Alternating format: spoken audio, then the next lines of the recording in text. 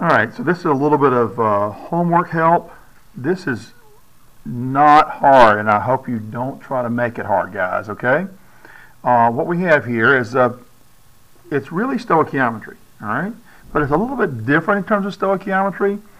Let's take a look at what the question is asking, okay? What you want to know is how much heat will be produced by 10 grams of methane. All right, since it's stoichiometry, you're always going to start with your starting amount. Well, that means you start with 10 grams of methane over 1. Okay, we did that in unit, I think we started in unit 6 doing stoichiometry. We did more kinds of stoichiometry in, well, there was some gas stoichiometry in 7. We didn't get into that a lot, but I pointed out you could do it.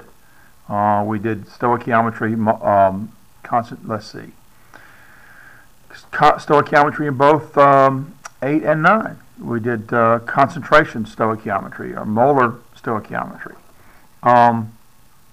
So this is actually the molar ratio of sorts here, okay? Because what you have is 1 mole of methane here, and on the other side of the equation, instead of it being moles of some chemical species, it's just an amount. So that amounts to the same thing as a molar ratio. And that's as far as you have to go. This is a 3-step stoichiometry problem, okay?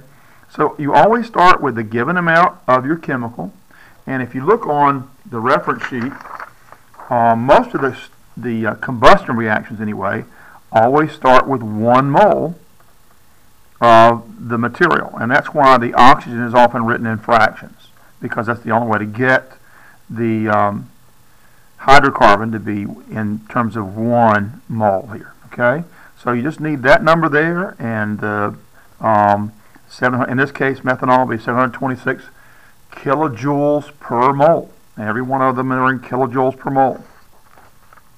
So you always start with your starting amount over 1. You got to have the molar mass here. The molar mass makes it possible for you to convert from grams to moles.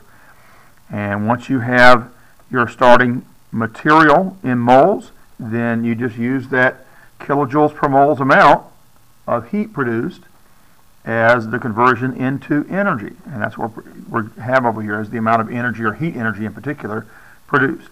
So don't make this hard. Set it up, straightforward. You know, remember KISS. Keep it simple, silly. Okay? It really isn't hard. It's the same basic setup of all the math we've been doing all semester. Okay?